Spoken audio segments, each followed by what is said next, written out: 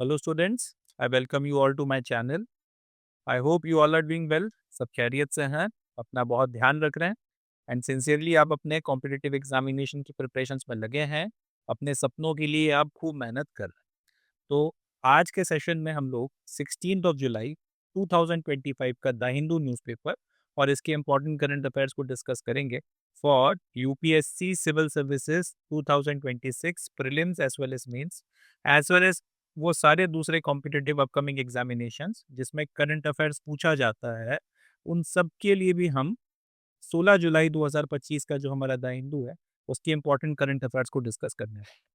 जैसा कि मैं हमेशा बोलता हूँ, ना सिर्फ हम करंट अफेयर डिस्कस करेंगे, साथ ही साथ ये भी देखेंगे कि यहाँ से अगर क्वेश्चंस पूछे गए तो एमसीक्यूज किस तरह से बनाए जा सकते हैं एंड अगर कहीं मेंस आंसर राइटिंग में आपने इस डाटा का इस्तेमाल अपने किसी सवाल का जवाब देने के लिए करना है तो किस तरह से आप इस डाटा का यूज़ करें। GS1, GS2 या GS3 में से कौन से पेपर में कहाँ पे कौन सा डाटा जो है रेलेवेंटली इस्तेमाल किया जा सकता है ताकि इफेक्टिव आंसर लिखा जा सके और अच्छे से अच्छे मार्क उसमें से फेच किए जा सके। इन सारी चीज़ों को भी हम लोग डिस्कस करने वाले हैं। सो डज़न्ट मैटर कि आपके प्रिपरेशन का लेवल क्या है, मगर ये मैं आपको गारंटी दे सकता हूँ कि ये सेशन आपके एग्ज़ामिनेशन की प्रिपरेशन को आपकी एक्सपेक्टेशन से ज़्यादा एनहांस करेगा एंड आपको इसका बहुत ज़्यादा फ़ायदा मिलेगा। इसी नोट पे now without any further ado 16 जुलाई 2025 का द हिंदू और इसके इम्पोर्टेंट करंट अफेयर हम शुरू करते हैं। पहला समाचार ये रहा, देखते हैं सर। चलें पहला समाचार डिस्कस करते हैं। तो पहली न्यूज़ ये है कि हमारे जो इंडियन एस्ट्रोनॉट हैं जिनका नाम शुभांशु शुक्ला है, ये स्पेस में गए थे। लगभग 18 दिनों का वहाँ पर इनका एक मिशन था, जिसके तहत में इनको इंटरनेशनल स्पेस स्टेशन में रहना था। तो वो मिशन पूरा हो गया है और ये सेफली धरती पर वापस लौट आए हैं। ये जो है अपना समाचार है। तो एक्सियम 4 मिशन जिसके तहत में इनको स्पेस में भेजा गया था, सक्सेसफुली इसको कंप्लीट कर इनके जो साथी क्रू मेंबर्स थे उनके साथ में ये धरती पर वापस आ गए हैं। 15 जुलाई को ये अर्थ पर वापस लौटे हैं। यूनाइटेड स्टेट्स का सैन डिएगो करके एक क्षेत्र पड़ता है, तटीय इलाका है। उस कोस्टल रीजन का जो आपका समुद्र होगा वहाँ पर इनका स्पेस एक्स कंपनी का एक ड्रैगन कैप्सूल है वो लैंड किया, जिसमें सेफली ये और इनके जो साथी थे वो वापस लौट कर आ गए। अब इनका जो ये 18 दिनों का इंटरनेशनल स्पेस स्टेशन में जो स्टे था, ये बहुत रेलेवेंट है क्योंकि ये भारत के जो आपका खुद का ह्यूमन स्पेस फ्लाइट का जो हमारा प्रोग्राम चल रहा है गगनयान मिशन, उसकी पहली स्टेप के तौर पर देखा जा रहा है। अब क्योंकि ये स्पेस में रहकर आ गए हैं, इंटरनेशनल स्पेस स्टेशन में 18 दिन गुजारने के बाद में अब इनको को ये पता है कि स्पेस में रहने का अनुभव कैसा होता है। तो फिर से जब आपको गगनयान मिशन में भेजा जाएगा स्पेस में, तब इनके पास में फर्स्ट हैंड एक्सपीरियंस होगा। ये बहुत इंपॉर्टेंट पॉइंट है।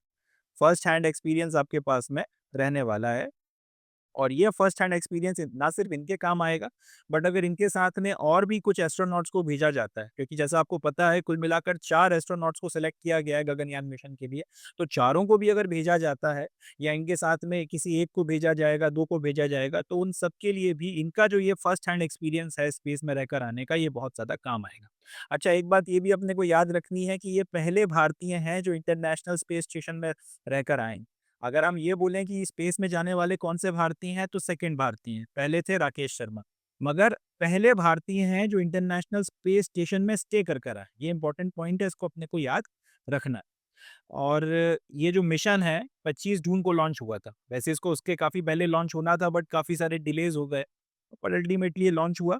अब शुभांशु शुक्ला साहब वहाँ पर गए इस मिशन के तहत में, लगभग इन्होंने 320 के करीब जो है धरती के चक्कर लगाए हैं, धरती के ऑर्बिट्स लगाए हैं और इसमें इन्होंने लगभग 8.4 बिलियन माइल्स जो है स्पेस फ्लाइट की वो कवर करी हैं।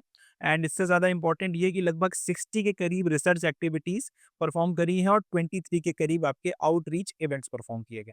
आउटरीच इवेंट्स का मतलब क्या है कि स्पेस स्टेशन में रहते हुए अलग-अलग एजुकेशनल इंस्टीट्यूशंस हो गए, यूनिवर्सिटीज़ हो गई और बाकी जो आपके रिसर्च के लोग हो गए, उनके साथ जो धरती पे बैठे हुए हैं, उनके साथ में कॉन्टैक्ट करके उनको बताना कि अंदर क्या चल रहा है स्पेस स्टेशन में, ताकि स्टूडेंट्स मोटिवेट हो सकें। रिसर्च करने वाले अगर कुछ क्वेश्चंस पूछते हैं या कुछ इन्फॉर्मेशन या डाटा चाहते हैं, तो उनके साथ में शेयर किया जा सके। ये सारी की सारी एक्टिविटीज़ वगैरह की गई। तो पॉइंट ये है कि ये सारा का सारा जो अनुभव है गगनयान मिशन के लिए बहुत ज़्यादा काम आने वाला है और इसका इस्तेमाल हम लोग अपनी स्पेस फ्लाइट मिशन के लिए करने वाले हैं। और ऑब्वियस सी बात है, अब तो क्लियर हो गया है कि जब भी अपनी स्पेस फ्लाइट जाएगी तो शुभांशु शुक्ला जो है उसमें रहेंगे ही रहेंगे, उसका पार्ट होंगे ही होंगे। तो देखते हैं आगे और किस तरीके से कहानी अनफोल्ड करती है। फिलहाल जो है ये न्यूज़ इतनी है, अपने को उसको ध्यान में रखना है। तो यहाँ से 2-3 क्वेश्चंस बनते हैं। सबसे पहला तो ये कि शुभांशु शुक्ला स्पेस में जाने वाले कौन से भारतीय हैं? जवाब हो जाएगा सेकंड भारतीय हैं। पहला पॉइंट एक जो क्वेश्चन बन सकता है। दूसरा कि इंटरनेशनल स्पेस स्टेशन में जाने वाले पहले भारतीय हैं।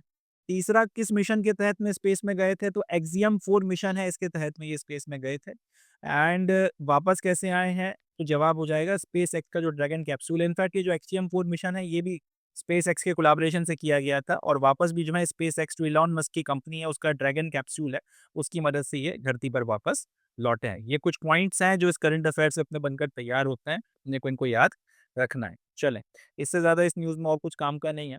यूपीएससी में तो खैर मुश्किल है कोई क्वेश्चन यहाँ से आए, मगर जितने भी आपके वन डे के एग्जामिनेशंस हैं, रेलवे के पेपर हो गए, एसएससी के एग्जाम्स हो गए और दूसरे जो एग्जामिनेशंस हैं, वहाँ पर यहाँ से क्वेश्चंस पूछे जाने की हाई चांसेस हैं, अच्छी खासी संभावना है। उस पॉइंट ऑफ व्यू से आपको उसको तैयार करना है। चलें, that's it from this news. इससे ज़्यादा यहाँ से अपने एग्जामिनेशन पॉइंट ऑफ व्यू से और कुछ रेलेवेंट नहीं है। नेक्स्ट न्यूज़ देखते हैं। चलिए नेक्स्ट न्यूज़ देखते हैं। इसमें अब हमको बात करनी है जीएम मेज़ ट्रायल्स के बारे में। जीएम का फुल फॉर्म है जेनेटिकली मॉडिफाइड मेज़ ट्रायल्स। मेज़ क्या होता है? सामान्य भाषा में बोला जाए तो मक्का या फिर भुट्टा जो होता है उसको हम लोग इंग्लिश में मेज़ बोलते हैं। समाचार यह है कि मक्के की या भुट्टे की 2 वैराइटीज़ जो हैं वो बनाई गई, जिनको जेनेटिकली मॉडिफाई किया गया है। जिनको नहीं पता उनके लिए बताता हूँ। जीएम क्रॉप्स का मतलब ये होता है कि आप उनकी जो जेनेटिक्स होते हैं उसमें किसी तरीके का मॉडिफिकेशन करते हो जिससे किसी स्पेसिफिक कैरेक्टरिस्टिक को या तो बढ़ावा दिया जाता है या किसी पर्टिकुलर तरीके की कैरेक्टरिस्टिक जो है उसको ख़त्म किया जाता है। जैसे एक तरीके के बीज आते हैं कि आपने अगर उनसे एक फसल लगा ली, तो उसके बाद में जो उस फसल से आपको बीज मिलेंगे, उससे आप और फर्दर फसल नहीं लगा सकते। इसके लिए भी जेनेटिक मॉडिफिकेशन किया जाता है। या फिर अगर आप ये चाहते हो कि आपकी जो फसल आप लगा रहे हो, वो किसी तरीके के पेस्ट से रेजिस्टेंट हो, यानी कि किसी तरीके का जो कीड़ा है उसको ना लगे। तो एक तो ये हो सकता है कि इसके लिए आप सामान्य तौर पर उसके ऊपर इंसेक्टिसाइड वगैरह डालो। मगर दूसरा तरीका ये हो सकता है कि जेनेटिकली उस क्रॉप को मॉडिफाई कर दो कि वो कीड़ा उसके ऊपर लगे ही ना। या फिर इसी अगर वो फसल जो है टेम्परेचर बहुत ज़्यादा बर्दाश्त नहीं कर पाती, तो आप उसको इस तरह से मॉडिफाई करो कि वो हाई टेम्परेचर भी जो है विथस्टैंड कर जाए, या फिर बहुत सर्दी अगर बर्दाश्त नहीं कर पाती तो लो से लो टेम्परेचर भी वो विथस्टैंड कर जाए। तो इस तरीके से अगर आप किसी पर्टिकुलर क्रॉप की जेनेटिक्स में कुछ मॉडिफिकेशन कर कर कुछ कैरेक्टरिस्टिक्स या तो उसमें लाते हो, या उसमें से अगर कोई ऑलरेडी एग्जिस्टिंग कोई कैरेक्टरिस्टिक है उसको खत्म करते हो, या फिर उसको अगर आप कम करते हो, तो इसके लिए जो पूरी प्रोसेस की जाती है इसको बोला जाता है जेनेटिक मॉडिफिकेशन। और जो क्रॉप निकल कर आता है उसको बोला जाता है जेनेटिकली मॉडिफाइड क्रॉप। शॉर्ट में उसको हम लोग जीएम क्रॉप बोलते हैं। तो क्योंकि यहाँ पे जीएम मेज़ की बात हो रही है, यानी कि जेनेटिकली मॉडिफाइड मेज़, एक ऐसे मक्के की नस्ल या फसल की बात हो रही है जिसका जेनेटिक मॉडिफिकेशन किया गया। तो समाचार ये है कि मक्के की या मेज़ की 2 पर्टिकुलर मॉडिफाइड किस्म की नस्लें बनाई गई हैं। और उनके जो है फील्ड ट्रायल्स पंजाब की एग्रीकल्चरल यूनिवर्सिटी में इस खरीफ के सीज़न में शुरू हो जाएँगे। जैसा कि आपको पता ही है जुलाई के महीने में अपनी खरीफ की जो बुआई है वो शुरू हो चुकी है। तो पंजाब एग्रीकल्चरल यूनिवर्सिटी में मक्के की ये जो 2 स्पेसिफिक किस्म के जो जेनेटिकली मॉडिफाइड क्रॉप्स बनाए गए हैं, या जो किस्म बनाई गई हैं, नस्ल बनाई गई हैं, इनको अब लगाकर ज़मीन के ऊपर इनका फील्ड ट्रायल करके देखा जाएगा कि जिस तरीके के रिज़ल्ट्स वो चाहते हैं उसी तरीके के रिज़ल्ट्स आ रहे हैं या नहीं आ रहे हैं। ये फैसला लिया गया है after the clearance from genetic engineering appraisal committee, countries top regulator for this sector. तो एक कोई कमेटी होती है सेंट्रल गवर्नमेंट के लेवल पर जिसका नाम है जेनेटिक इंजीनियरिंग अप्रेजल कमेटी। अगर किसी जेनेटिकली मॉडिफाइड क्रॉप को आपको लगाना है या नहीं लगाना, उसका कमर्शियल प्रोडक्शन हो सकता है या नहीं हो सकता, उसके फील्ड ट्रायल्स किए जा सकते हैं कि नहीं किए जा सकते, इसके बारे में अल्टीमेट फैसला लेने की अगर इस देश में किसी के पास अथॉरिटी है तो वो इस संस्था के पास में है। ये टॉप रेगुलेटर है जेनेटिकली मॉडिफाइड क्रॉप्स के से रिलेटेड पूरे सेक्टर का। तो इन्होंने जो है एक तरीके आपको गो अहेड दे दिया है पंजाब एग्रीकल्चरल यूनिवर्सिटी को। और इनके कहने पर पंजाब एग्रीकल्चरल यूनिवर्सिटी वाले अब इस खरीफ के सीजन में ही ये जो 2 आपकी नई मेज़ की फसलें बनाई या 2 किस्में बनाई गई हैं, इनका ट्रायल्स वो लोग करने वाले हैं। अब ये जो किस्में बनाई गई हैं इनका नाम क्या है? एक का नाम है हर्बिसाइड टॉलरेट ट्रांसजेनिक मेज़। हर्बिसाइड्स वगैरह का टॉलरेंस इसमें डेवलप किया गया है, यानी कि एक मेज़ की या मक्के की ये ऐसी किस्म है जिसके ऊपर अगर आप काफ़ी सारा हर्बिसाइड डालोगे तो उसका कोई बहुत ज़्यादा असर इसके ऊपर नहीं पड़ने वाला। तो ये हर्बिसाइड टॉलरेंट ट्रांसजेनिक मेज़ करके एक किस्म या एक नस्ल है। और दूसरा है इंसेक्ट रेजिस्टेंस ट्रांसजेनिक मेज, यानी कि मक्के की एक ऐसी नस्ल है जिसमें कीड़ा नहीं लगता है। मक्के को जनरली जो या मक्के की फसल को जिस तरीके के कीड़े जनरली लग जाते हैं उस तरीके का कीड़ा यहाँ पे नहीं लगता। ये जो है खासियत या ये जो काबिलियत है इस पर्टिकुलर मेज में दी गई है। अब ये दोनों जो आपकी मेज हैं इनको लगाकर देखा जाएगा कि किस तरीके से इनके फील्ड ट्रायल्स में रिजल्ट निकल कर आता है। फील्ड ट्रायल्स का मतलब क्या होता है कि आपने लेबोरेटरी में जो भी काम करना था करके सारा देख लिया है एंड अब इनको एक्चुअल में जो है एक ठीक-ठाक लेवल पर जो है एक्चुअल में आपका फील्ड में लगाया जाएगा, ज़मीन पे कहीं पे लगाया जाएगा और उसके बाद में देखा जाएगा कि किस तरीके से ये क्रॉप ग्रो कर रहा है, किस तरीके से ये क्रॉप बिहेव कर रहा है, जिस तरीके की कैरेक्टरिस्टिक्स आप चाहते हैं इससे, उस तरीके का कैरेक्टर ये शो कर रहा है कि नहीं कर रहा। कोई दूसरा आपका एडवर्स इफेक्ट तो नहीं आ रहा। ये सारी चीज़ें जो हैं देखी जाती हैं और इसके बेसिस पे फिर फर्दर जो है डिसाइड किया जाएगा कि इसको फिर आप कमर्शियली इस्तेमाल कर सकते हो या नहीं कर सकते। इसका कमर्शियल जो है पैदावार हो सकती है या नहीं हो सकती, ये सारे फैसले फिर उसके बाद लिए जाते हैं। तो ये बात भी जो है समाचार में हाइलाइट कर दी गई है कि फिलहाल जो ये ट्रायल्स रिसर्च पर्पज़ के लिए हो रहे हैं और अभी कोई कमर्शियल प्रोडक्शन जो है वो शुरू नहीं हो जाएगा। सरकार ने या फिर ये जो जेनेटिक इंजीनियरिंग अप्रेज़ल कमेटी है इसने सिर्फ फील्ड ट्रायल्स की परमिशन आपको दी है। पंजाब यूनिवर्सिटी के कैंपस में इसका फील्ड ट्रायल जो है वो कर देखा जाएगा। ये आखिरी पॉइंट इसलिए इम्पोर्टेंट हो जाता है क्योंकि जेनेटिक क्रॉप्स को लेके काफ़ी सारे तरीके के डर और संशय भारत में बने हुए हैं। इनफैक्ट एक पूरा इसका विरोध करने के लिए पूरी की पूरी कुछ संस्थाएँ बनी हुई हैं जो विरोध कर रही हैं। उन्होंने इनफैक्ट ये जेनेटिक इंजीनियरिंग अप्रेज़ल कमेटी को शायद लेटर-वेटर भी लिखा था कि भई आप अप्रूवल मत दीजिएगा इस तरीके से। मगर अल्टीमेटली अब जिस तरीके से एनवायरनमेंट में चेंजेस आ रहे हैं, काफ़ी सारी चीज़ें बदल रही हैं, फूड सिक्योरिटी के लिए आपको जो करना पड़ेगा, वो आप करोगे क्योंकि इतनी बड़ी पॉपुलेशन है, अगर आप उनकी फूड सिक्योरिटी की व्यवस्था नहीं कर पाओगे, तो फिर बहुत दिक्कत हो जाएगी आने वाले वक़्त में। तो जेनेटिक क्रॉप्स जो हैं, वो एक विकल्प हैं और इसको एकदम पूरी तरह से इससे मुँह तो नहीं मोड़ा जा सकता। इसको लेकर भी काफ़ी इश्यूज़ हैं, काफ़ी कंट्रोवर्सीज़ हैं, काफ़ी आपके प्लस पॉइंट हैं, काफ़ी सारे नेगेटिव पॉइंट हैं, बट इससे पूरी तरह मुँह मोड़ा नहीं जा सकता। तो अल्टीमेटली अब इसके फील्ड ट्रायल्स वगैरह हो रहे हैं, देखते हैं क्या रिज़ल्ट निकल कर आता है और आगे फिर फर्दर इसका कमर्शियल प्रोडक्शन होता है या नहीं होता, वो देखने वाली बात होगी। अब बहरहाल ये अपना पूरा समाचार हो गया। इसमें से क्वेश्चंस कौन-कौन से बन सकते हैं, तो 3 से 4 सवाल इससे बनकर तैयार होगा। पहला क्वेश्चन तो यही बनेगा कि जेनेटिक क्रॉप्स या जीएम आपके जो ये क्रॉप्स होते हैं, जेनेटिकली मॉडिफाइड क्रॉप्स वगैरह से रिलेटेड कोई भी फैसला लेना हो तो उसकी हाईएस्ट अथॉरिटीज़ देश में कौन-सी है? जवाब हो जाएगा जेनेटिक इंजीनियरिंग अप्रेज़ल कम्युनिटी जो है वो कंट्री की टॉप रेगुलेटर है सेक्टर में, उनका फैसला इस बारे में फुल एंड फाइनल होगा। दूसरा ये कि रिसेंटली जेनेटिकली मॉडिफाइड मेज़ के 2 किस्मों के ट्रायल्स जो हैं वो शुरू हुए हैं, तो वो कहाँ पर शुरू हुए हैं? अपने को याद रखना है पंजाब एग्रीकल्चरल यूनिवर्सिटी में ये ट्रायल शुरू हुए। अब ये जो 2 नस्लें हैं, ये किस तरीके की हैं? तो अपने को याद रखना है इनके नाम। हर्बिसाइड, एक हर्बिसाइड टॉलरेंट ट्रांसजेनिक मेज़ है और दूसरा इंसेक्ट रेजिस्टेंस ट्रांसजेनिक मेज़ है। अब ये यूपीएससी पूछ सकता है, हर्बिसाइड की जगह हो सकता है आपका आपके साथ खेल खेलने के लिए वो इंसेक्टिसाइड टॉलरेंट ट्रांसजेनिक मेज़ लिख दे या इंसेक्ट की जगह पे पेस्ट रेजिस्टेंट लिख दे, तो अपने को शब्द जो है वो एकदम पकड़ के चलने हैं। हर्बिसाइड टॉलरेंट ट्रांसजेनिक मेज़, शब्द में बिल्कुल भी किसी तरीके की छेड़खानी नहीं करनी है। हर्बिसाइड टॉलरेंट ट्रांसजेनिक मेज और दूसरा इंसेक्ट रेजिस्टेंस ट्रांसजेनिक मेज, ये अपने को अच्छे से ध्यान रखना है। एंड लास्ट की इनका कमर्शियल प्रोडक्शन की आपको परमिशन दे दी गई है, तो जवाब हो जाएगा बिल्कुल नहीं। इनके सिर्फ अभी रिसर्च के पर्पस के लिए जो है इनके ट्रायल्स वगैरह की या फील्ड ट्रायल्स की परमिशन आपको मिली हुई है। तो ये 3 से 4 सवाल यहाँ से बनकर तैयार होते हैं। हाई चांसेस हैं कि यूपीएससी के किसी भी एग्जामिनेशन में अभी चाहे सीडीएस होने वाला है, चाहे एनडीए होने वाला है, चाहे सीएपीएफ होने वाला है, इसमें यहाँ से क्वेश्चंस पूछे जाने की संभावना है। और यूपीएससी में भी यहाँ से सवाल सिविल सर्विसेज में आ सकता है, तो इसको अपने को अच्छे से प्रिपेयर करना है, ये अपने लिए एक इम्पोर्टेंट न्यूज़ हो जाती है। चले, that's it from this news, आगे बढ़ते हैं, नेक्स्ट न्यूज़ देखते हैं।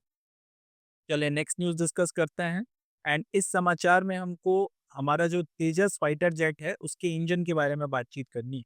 ये न्यूज़ आने वाले जितने भी आपके कॉम्पिटिटिव एग्जामिनेशंस हैं, स्पेशली जो डिफेंस के एग्जामिनेशंस हैं, उनके लिए बहुत काम की है। दूसरे एग्जामिनेशंस के लिए भी इम्पोर्टेंट है, मगर खास तौर पर डिफेंस के जो एग्जाम्स हैं, चाहे नेशनल डिफेंस एकेडमी हो, चाहे कंबाइंड डिफेंस सर्विसेज हो, सेंट्रल आर्म पुलिस फोर्सेज हो, इसके अलावा एक्स और वाई ग्रुप के जो आपके एग्जाम्स होते हैं और जो दूसरे एग्जामिनेशंस हैं डिफेंस से रिलेटेड, उसके लिए न्यूज़ बहुत ज़्यादा काम की है। तो अच्छे से डिफेंस एस्पिरेंट्स को इस समाचार को प्रिपेयर करना है।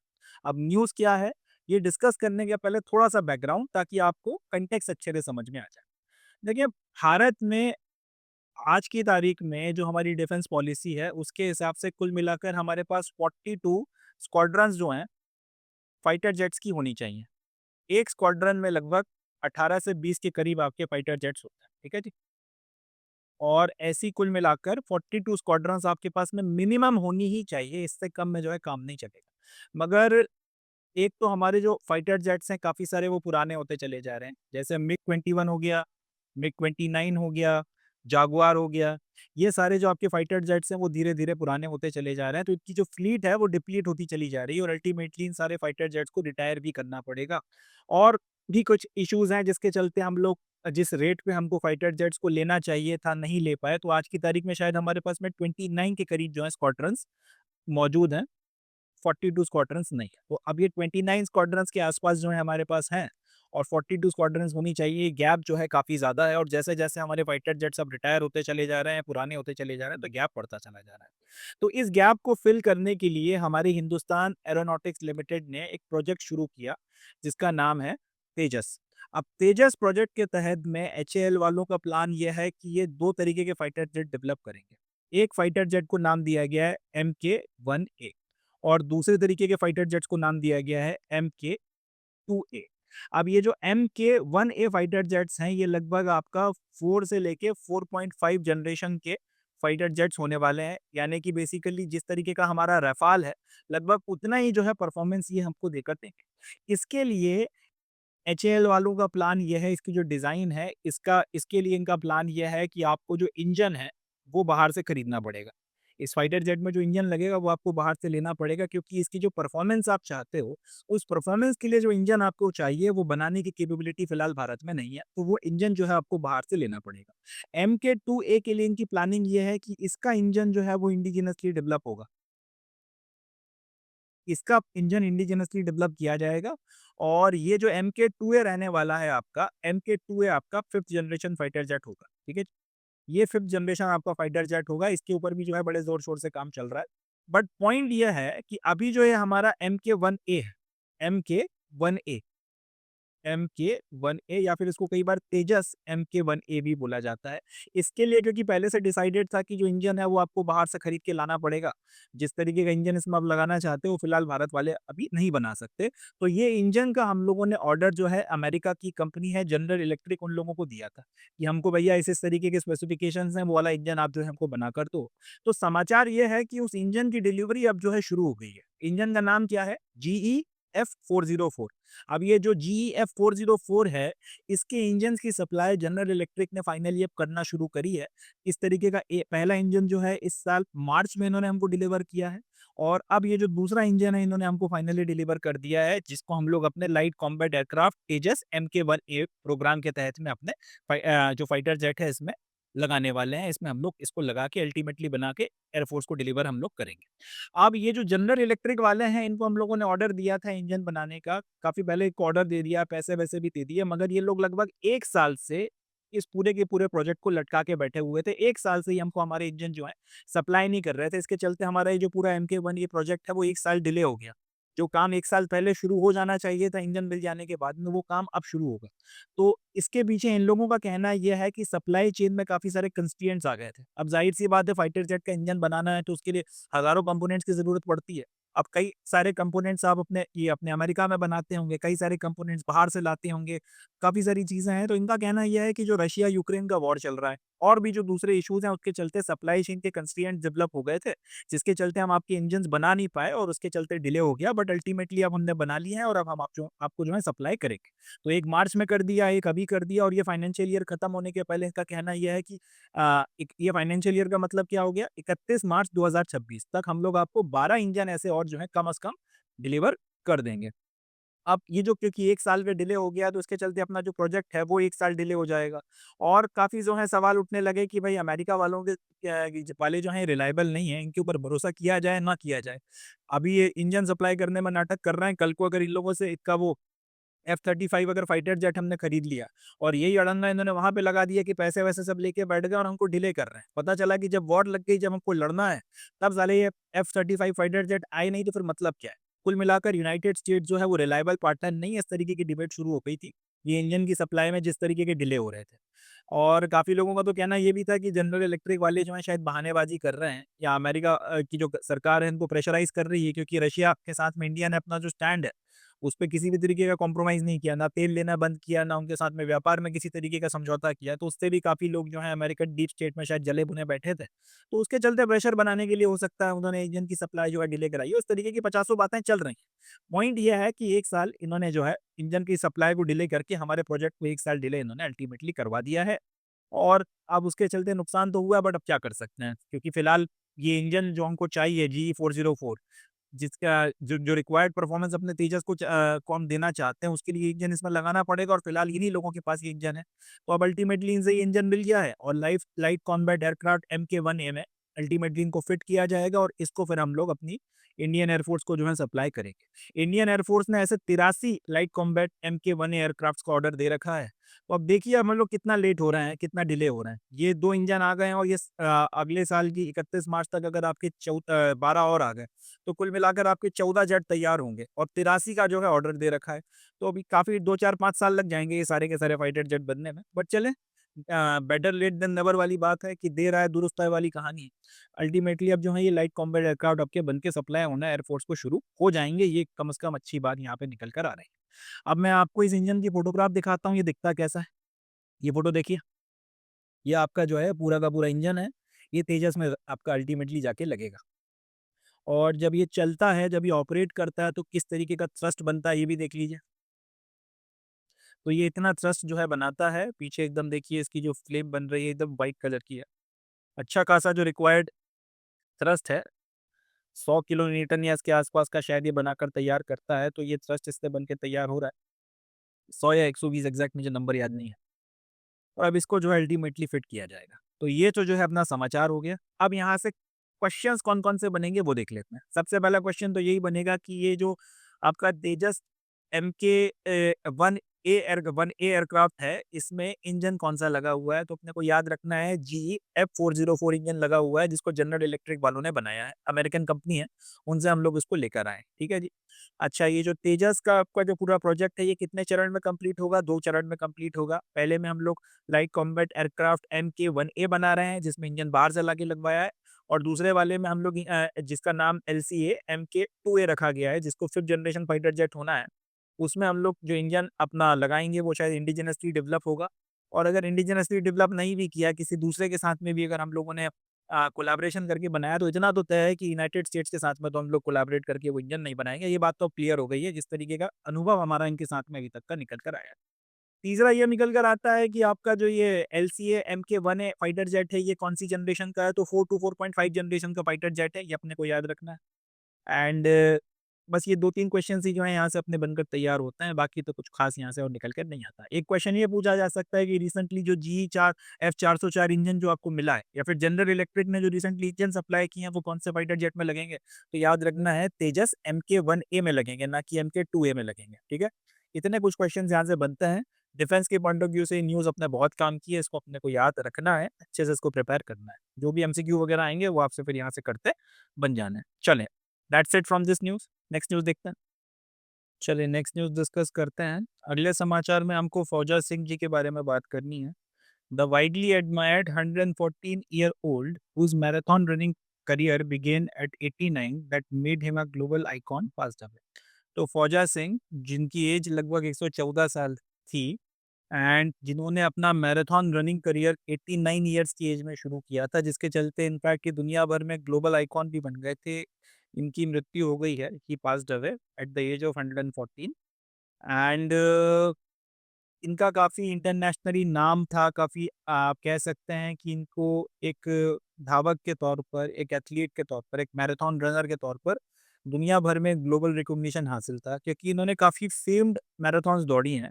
लंदन में जो मैराथन होती है उसमें इन्होंने पार्टिसिपेट किया, न्यूयॉर्क में जो मैराथन थी, हांगकांग में जो मैराथन हुई थी वहाँ पर इन्होंने पार्टिसिपेट किया और एक 90 साल से ज़्यादा उम्र के आदमी के तौर पर ये मैराथन पूरी दौड़ना और उसमें अपनी उम्र के हिसाब से एक बड़ी ब्रिलियंट टाइमिंग्स यानी कि जो जितने टाइम में इन्होंने इन मैराथन्स को दौड़ के खत्म किया वो इनकी एज के हिसाब से अपने आप में बहुत इंस्पायरिंग था वो टाइम जो और इसको बोला जाता है by clocking some of the brilliant timings. तो जो टाइमिंग्स इन्होंने जो मतलब आपकी क्लॉक करी, जितने टाइम में इन्होंने उन मैराथन्स को दौड़ के खत्म किया, वो अपने आप में बड़ी ऑ इंस्पायरिंग थी। तो ये अपने आप में एक मोटिवेशनल फिगर के तौर पर भी जो है दुनिया भर में जाने गए कि इतनी उम्र होने के बाद में भी ये और 89 ईयर्स की एज में मैराथन रनर के तौर पर अपना करियर शुरू कर इन्होंने इतनी सारे जो है अचीवमेंट्स वगैरह किए थे। तो ये मोटिवेशन था कि जिंदगी से हारिए मत।